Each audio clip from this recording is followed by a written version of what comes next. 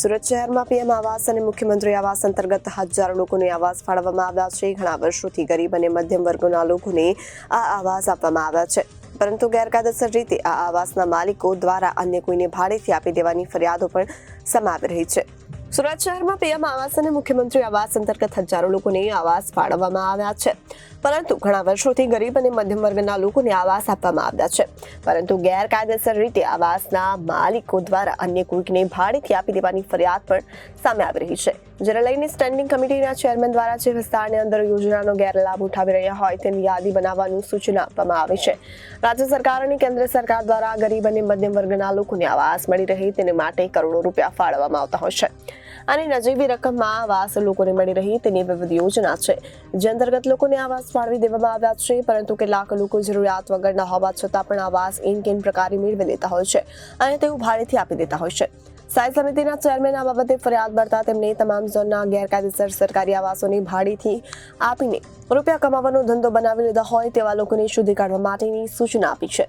સ્થાયી સમિતિના ચેરમેન રાજન પટેલે જણાવ્યું કે ઘણા સમયથી સરકારી આવાસની અંદર નિયમનનું ઉલ્લંઘન કરવામાં આવતું હોવાનું જાણવા મળી રહ્યું છે, અને કેટલાક લોકોએ ફરિયાદ કરી કે સરકારી આવાસો ફાળવવામાં આવ્યા હોય તે લોકો કરતા અન્ય લોકો રહી રહ્યા છે, ત્યાં જેમને આવાસ ફાળવવામાં આવ્યા છે તેઓ પાસેથી પૈસા વસૂલી લેવામાં આવે છે। આ ખૂબ જ ગંભીર બાબત કહેવાય છે, જેથી તે જૂનના અંતમાં તેમની પાસેથી તમામ આવાસોની તપાસ કરવાની સૂચના આપી દેવામાં આવી છે, અને જે પણ નિયમનું ઉલ્લંઘન કરી રહ્યા છે તેની યાદી બતાવી તેમની સામે પગલાં લેવા માટે નિયમો તૈયારી કરી રહ્યા છે।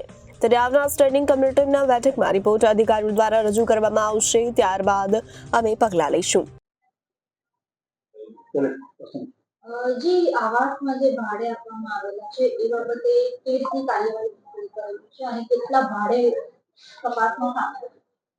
અગાઉ જુલાઈ મહિનામાં એક મારા દ્વારા નોંધ બહાર પાડવામાં આવી હતી, કેમ કે મને જહાંગીરપુરા સુમન વંદન આવાસમાં લગભગ 70 જેટલા મકાનો ભાડોત રહેતા હોવાની માહિતી મળતા આખા શહેરમાં જેટલા પણ પ્રધાનમંત્રી આવાસો કે મુખ્યમંત્રી ગૃહ નિર્માણ હેઠળ જે પણ આવાસો બનેલા હતા તેમાં તમામમાં તપાસ માટેના આદેશો આપેલા હતા। 1 મહિનામાં તેનો રિપોર્ટ આપવાનો હતો, પણ તાજેતરમાં જે વરસાદની સ્થિતિ હતી તેને કારણે એ રિપોર્ટ આજ સુધી મળી શક્યો નથી।